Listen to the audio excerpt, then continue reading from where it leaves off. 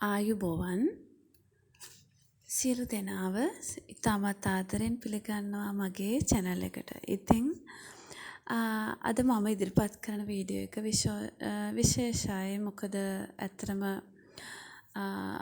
සංගීතය විෂයට අදාළව හෝ චිත්‍ර විෂයට අදාළ හෝ වීඩියෝ එකක් නොවේ මම ඔයාලා වෙත රැගෙන ආවේ. අද මම මාලාද අත්දැකීමක් කියන්නේ ඇත්තටම හැමදෙනාම ලැබිය යුතු අත්දැකීමක් කියලාත් හිතනවා ශ්‍රීපාද වන්දනාව. ඉතින් මම පහුගිය දිනක ශ්‍රීපාද වන්දනා කිරීමට අවස්ථාව ලැබුණා. ඉතින් මං හිතුවා මන් ලද අත්දැකීම් සහ මා සොයාගත් කාරණාවන් ඔයාලා වෙත රැගෙන එන්න. ඉතින් දරුවනේ අපි අද ශ්‍රීපාද ස්ථානය පිළිබඳව තමයි දැනගන්න යන්නේ. සමහරට ඔයාලා ශ්‍රීපාද වන්දනාවේ අත්දැකීම ලබලත් ඇති. ඉතින් නොලබපු අයත් ඇති. ඉතින් මං හිතනවා යම්කිසි ප්‍රයෝජනයක් ලැබෙයි කියලා. ඉතින් ඇත්තටම දැන් මේ ශ්‍රීපාද වන්දනාව සඳහා මම හැටන් නල්ලතන්නි මාර්ගය හරහා තමයි ගියේ. ඉතින් දැන් ශ්‍රීපාද අපට වැදගත් වන්නේ ඇයි? ඉතින් ඔයාලා දන්නවා බුදු පියාණන් වහන්සේ ලංකාවට වැඩම කළ අවස්ථාව 3 වන වරට වැඩම කළ අවස්ථාව. ඒ තමයි කැලණිය නේද? තෙවන වරට වැඩම කළේ කැලණියටනේ. ඉතින් එම අවස්ථාවේදී සුමන සමන් දිවිරාජානන් වහන්සේ විසින් කළ ආරාධනාවට අනුව ශ්‍රීපාදස්ථානයේ බුදු පියාණන් වහන්සේගේ ශ්‍රීපාදය පිහිටුවා එම ස්ථානය පූජනීය ස්ථානයක්. එහෙම නැත්නම් වැඳුම් පිදුම් කළ යුතු ස්ථානයක් බවට පත් කළා. ඉතින් ඒ අනුව තමයි අපට ශ්‍රීපාදය වැදගත් වන්නේ බුදු පියාණන් වහන්සේගේ ශ්‍රී පතුල පිහිටා තිබෙන ස්ථානය නිසයි. ඉතින් 1940 ඔක්තෝබර් මාස 25 වන දින තමයි මේ ශ්‍රීපාද ස්ථානය අභය භූමියක් බවට පත්වන්නේ. ඉතින් උස අඩි 7360ක් පමණ වූ ශ්‍රීපාද කඳුවැටියට පරිවාර කඳු ගණනාවක් තියෙනවා. සඳහන් කළොත් සප්තකන්‍යා කඳුවැටිය, බෑනගල සමනල කන්ද, ධර්මරාජකල කන්ද, කුණුදිය පර්වතය, ඊළඟට ගවරවිල කන්ද, දෝතලුගල කන්ද, දෙතනගල කන්ද, ඩගොන් මොල්ලිය කන්ද ආදිය සඳහන් කරන්න පුළුවන්. ඒ වගේම ශ්‍රීපාද කඳුවැටියෙන් ආරම්භ වන ප්‍රධාන ගංගාවන් 4ක් තියෙනවා. ඉතින් ඒ ඔයාලා දන්නවා නේද? මහවැලි, කැලණි, කළු, වලවේ කියන ගංගාවන් 4. ඉතින් දැන් මේ වරේ කියන්නේ 2022 නේද අපි දැන් මේ ඉන්නේ. ඉතින් දෙසැම්බර් මාසෙන් තමයි ශ්‍රීපාද වන්දනාව ආරම්භ වන්නේ. ඉතින් ආරම්භ වී මේ අවසරේ මැයි මාස 25 වන දින දක්වා ශ්‍රීපාද කන්ද කියන්නේ ශ්‍රීපාද වන්දනාව කිරීම සඳහා බැතිමතුන්ට අවස්ථාව සැලසෙනවා. ඉතින් ශ්‍රීපා කන්ද තරණය කිරීම හිමේ නැගෙනවා කියලා විවහාර කෙරෙනවා. විශේෂයෙන්ම දැන් මේ ප්‍රථම වතාවට ශ්‍රීපාද වන්දනාවේ දෙන තරුණ පිරිස් හඳුන්වනවා කෝඩුකාර කියලා. ඉතින් වැඩිහිටි පිරිස් හඳුන්වන්නේ දඬු කෝඩු කියලා. ඉතින් කුඩා දරු දැරියන්ව කිරි කෝඩු ලෙස හඳුන්වනවා. ඉතින් දැන් මුලින්ම දැන් නල්ලතන්නිය යන්නේ ඉස්සෙල්ලාම නල්ලතන්නියේදී අපි මුලින්ම කරන්න ඕනේ ශ්‍රීපා වන්දනාවට පෙර අපි සීත ගඟුලෙන් නා පිරිසිදු වීම කරන්නට ඕනේ. විශේෂයෙන්ම කෝඩුකාරයින් විසින්. ඒ කියන්නේ පළමු වතාවට වන්දනාවට යෙදෙන පිරිස් විශේෂයෙන්ම එහින් සීත ගඟුලෙන් නා පිරිසිදු වීම කළ යුතුයි.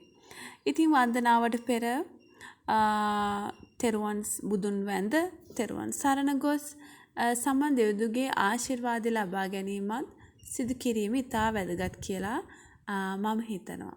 ඉතින් දැන් විශේෂයෙන්ම කියන්න ඕනේ දැන් සිරිපාද වන්දනාවට පෙර අඩුම තරම සතියකට පෙර සිටවත් අපි පේවීම සිදු කළ යුතුයි. ඒ කියන්නේ මස් මාළු ආදී පිළි ආහාරයන්ගෙන් තොර වී අපි අපගේ සිත කය වචනය තිදොර ආරක්ෂා කර ගනිමින් අපි ඒ සතිය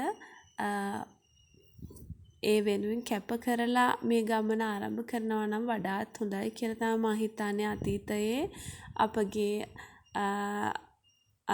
ඒ පිරිස් අතීතයේ ජීවත් වූ පිරිස් මේ දේවල් හරියට සිදු කළා. ඉතින් අපි ඒවා අපේ විසිනුත් සිදු කළ යුතුයි. ඉතින් මේ විදිහට දැන් අපි සිරිපා කරුණා කරන්නට පටන් ගන්නට ඕනේ. වර්ෂ 1960 දී තමයි ශ්‍රීපාදයට විදුලිය ලැබෙන්නේ. ඉතින් එය සිහිවීම අරමුණු කොටගෙන තමයි මකර තොරණ ඉදි කෙරෙන්නේ. ඉතින් මේ මකර තොරණ පසුකොට යද්දී අපට සුමන සමන් දිවිරාජයන්ගේ ප්‍රතිමාව වන්දනා කර ගැනීමට හැකි වෙනවා. ඉතින් ඒ පසු කිරීමෙන් අනතුරු අපට සීත ගඟුල තමයි හමුවන්නේ. ඉතින් සීත ගඟුල පසුකොට යද්දී අපට හම්බවන්නේ සාම චෛත්‍ය.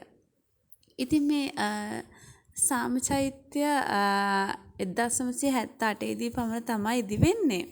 ඉතින් මෙහිදී දැන් මෙවර අපි යද්දී නම් අපි සිරිපාද වන්දනාවේ යෙදෙන විට මේ සාම චෛත්‍ය අසල දන්සල් පැවැත්වීම සිදු වුණා. ඉතින් වන්දනාකරුවන්ට එහිදී ආහාර පාන ආදීන් සංග්‍රහ කිරීම සිදු වුණා. ඉතින් ඉතාමත් හොඳ පුණ්‍ය කර්මයක් තමයි ඒ පිරිස විසින් සිදු කරගත්තේ. ඉතින් ඊළඟට අපිට හමුවන්නේ ඉදිකටු පාන. හැරමිටි පාන කියලාත් කියනවා. ඉතින් විශේෂයෙන්ම කෝඩු අයට නම් මෙය ඉතා වැදගත් වෙනවා. ඒ කියන්නේ කෝඩුකාරයින් විසින් පළමු වරට යන පිරිසනේ කෝඩුකාරයන් වන්නේ. ඉතින් ඔවුන් විසින් ඉදිකටු පානේ පානේදී නූල් බෝලයක් අමුණා එය නිමාවනතුරු සමනල කඳු මුදුන දක්වා රැගෙන යා යුතු වෙනවා. ඉතින් ඇත්තටම මේවා කෝඩු පැකට් කියලා අපට ලබාගත හැකි මේ ස්ථානවලින්ම. ඉතින් ඒක ඇතුලේ ඉදි කට්ටයි නූල් බෝල සහ තවත් පූජා කළ යුතු ද්‍රව්‍යයන් කිහිපයක් තියෙනවා. ඒවා එතනදී පූජා කළ ගන්නට අපට අවස්ථාව ලැබෙනවා. ඉතින් ඒ වගේම දැන් මේ විශේෂයෙන්ම තවත් වැදගත් දෙයක් තමයි හැරමිටි පාන. ඒ කියන්නේ දැන් මේ කෝඩුකාරයන් වන්දනා කරන විට ඔවුන්ට විශේෂයෙන් වැදගත් වෙනවා මේ. ඒ කියන්නේ මෙහිදී ඔවුන් විසින් හැරමිටි ඒ කියන්නේ වන්දනා කොට පැමිණෙන යන්නේන වැඩිහිටි පිරිසට හැරමිටියක් පූජා කිරීම කෝඩුකාරයන් විසින් සිදු කළ යුතු වෙනවා. ඉතින් කැලෙන් සැරේටියක් කපාගෙන පූජා කිරීම පිළිවෙතයි. ඉතින් මේ වගේ ගොඩක් දේවල් අපට අත්දැකීම් ලෙස ලබාගත හැකි පළමු වරට වන්දනාවේ දෙන අයට. ඒ වගේම සිරිපා කරුණා කිරීමේදී අග්ගලා වැනි විශේෂ රස කැවිල්ලක් රැගෙන යාමත් සිද්ධ වෙනවා. දැන් ඒ අනුසාරයෙන් වන්දනා කරන පිරිස් දැන් අග්ගලකන් ඩෝං පුතා හෙලේ නගින් ඩෝං පුතා ආදී ලෙස ගායනා කරනවා අහන්නට ලැබෙන ඔවුන් ඒ විදිහට ගායනා කරමින් වන්දනා ගාථා ගායනා කරමින් ඒ කියන්නේ තුන් සරණේ කවි මේ ආදී දේවල් ගායනා කරමින් ඔවුන් මේ සිරිපා කරුණා කිරීම ඉතාමත් හොඳින් සිදු කරනවා. ඉතින් මේ විදිහට අපි ඉන්දිකටු පානත් පහු කරාම තමයි අපට ඇහැල කනුව හම්බ වන්නේ. ඉතින් ඇහැල කනුව කියන්නේ සිරිපාද වන්දනාව සමය ආරම්භ වන විට ප්‍රථමයෙන්ම ඒ ආරම්භයට ප්‍රථමයෙන් සමන් දෙවිඳුගේ නිල වාහනය වන සුදු හස්තයා සිරිපා පියුම වන්දනා කිරීමට පැමිණෙන ස්ථානය. එතැනට තමයි ඇහැල කනුව කියලා කියන්නේ. ඉතින් ඇහැල කනුවෙන් පස්සේ තමයි අපට මහා ගිරිදම්බය හමුවන්නේ. ඉතින් මේ මහා ගිරිදම්බය වන්දනා කර යුත්තේ ඉතාමත් හිමින් තමයි කරුණා කිරීම සිදු කළ යුත්තේ. ඉතින් ඉන් පස්සේ තමයි අපට අහස් ගව්ව හම්බ වෙන්නේ. අහස් ගව්ව තරණය කිරීමෙන් පස්සේ අපට සිරිපා මළුවට පිවිසිය හැකි වෙනවා. ඉතින් දැන් සිරිපා මළුවට පිවිසුනාට පස්සේ ඝණ්ඨාරය නාද කිරීමටත් අවස්ථාව ලැබෙනවා. මෙහිදීත් පිළිවෙතක් තියෙනවා. ඒ තමයි කිරිකෝඩු අය විසින් ඝණ්ඨාරය නාද කිරීමෙන් වැළකී සිටිනවා. ඉතින් අනෙක් පිරිස් Taman පැමිණි වාර ගණනට අනුව ඝණ්ඨාරය නාද කිරීම සිදු වෙනවා. ඉතින් ඇත්තෙම මේ සිරිපා වන්දනාව අප සිරිපා කරුණා කිරීම කළ යුත්තේ ඉතාමත් භක්තිවන්තවයි. ඉතින් සිරිපා කරුණා කිරීමේදී අපිට දැන් මේ අපි වන්දනා කරන්නේ වාරයේදී සිරිපා වාරය අවාරය කියලා තියෙනවා. ඉතින් අවාරයේදී අපට වන්දනා කිරීමට අවස්ථාව නැහැ. ඒ කියන්නේ ඒ කාලයේදී විවාහය පවතින්නේ නම් දෙවිවරු වන්දනා කරන කාලය ලෙස සහ සතුන් පවා නිදැල්ලේ ඒ මාවත්වල සැරිසරනවා කියලා තමයි සඳහන් වන්නේ. ඉතින් අප විසින් වන්දනා කළ යුත්තේ වාරයේදී. ඉතින් දැන් තවත් නොබෝ කලකින් වාරය අවසන් වෙනවා. ඇත්තෙම සිරිපා වන්දනාව අපහසු වන්නේ නැහැ වර්තමානයේදී. සිරිපා කරුණා කිරීමේදී පුළුවන් හැකි පමණින් සැහැල්ලුවෙන් යන එක තමයි වැදගත් වන්නේ. මොකද ආහාර පාන හැමදේම සිරිපා ඒ කියන්නේ ඇහැල කනුව දක්වාම මාර්ගවල දෙපැස අපට අවශ්‍ය කරන ආහාර පාන ලබා ගත හැකි විදිහට කඩපිල් ආදිය තියෙනවා. ඉතින් ඒ වගේම කියන්න ඕනේ අපි භක්තිමත්වතා මේ ගමන කළ යුත්තේ. ඉතින් ඒ වගේම සහපිරිසිදුව පවිත්‍රව. ඉතින් අප විසින් මේ උතුම් ස්ථානය ගෞරවයෙන් වන්දනා කළ යුතුයි වගේම අපි එහි පවිත්‍රතාවයත් සැලකිල්ලට ගත යුතුයි. දැන් මම මෙවර දැකපු දෙයක් තමයි සීත ගංගුලේ හින්දන් ඉහළට යන තැන දක්වාම ඒ කියන්නේ ඇහැල කනුව තැන දක්වාම මිනිසුන් විවිධ දේවල් ඔවුන් විසින් ගෙන ගිය බොහෝ දේවල් සහ ආහාර ලබාගත් පසු ඒ පැකට් වර්ග ආදිය පවා දෙපස ගමන් මාර්ග දෙපස දමා තිබෙනවා. හරිම දුක්බරයි. එසේ නොකළ යුතුයි. මොකද අපගේ පරිසරය අප විසින් රැකගත යුතුයි. ඉතින් අනික එවැනි උතුම් ස්ථානයක් විශේෂයෙන්ම අපි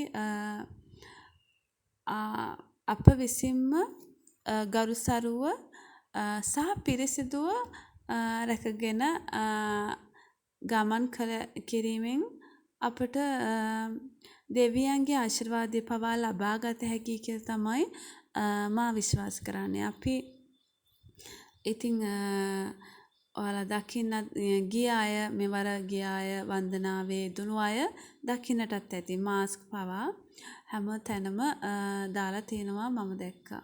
ඉතින් තමන් ගෙන ගිය දේවල් අපවිත්‍ර වූ දේවල් ඇතනම් ඒවා නැවත බෑගයේ දමා රැගෙන ඒම තමයි යුතුයකම.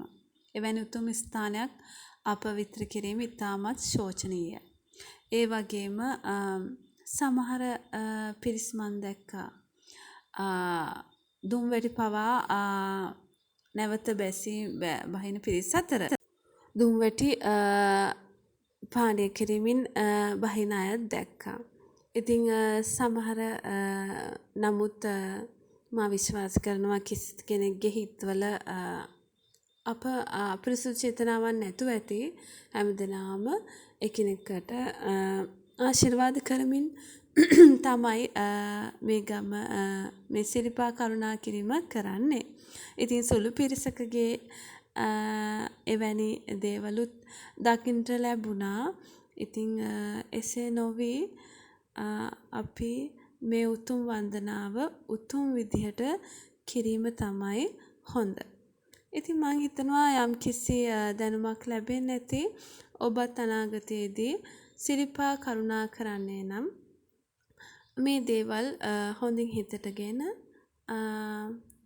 එය ඉතා ගෞරවයෙන් සිදු කරන්නට කියලා තමයි කියන්නට තියෙන්නේ. ඉතින් ඔයාලා හැම දිනාටම තෙරුවන් සරණයි.